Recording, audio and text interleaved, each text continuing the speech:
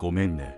ありがとう。犬が旅立つ前に伝えたいこと。僕の体はもう動かなくなってきたけど、心はまだあなたを追いかけてる。もっと遊びたかったな、もっと一緒に走りたかったな、そう思うけど、でもそれ以上に感謝でいっぱいなんだ。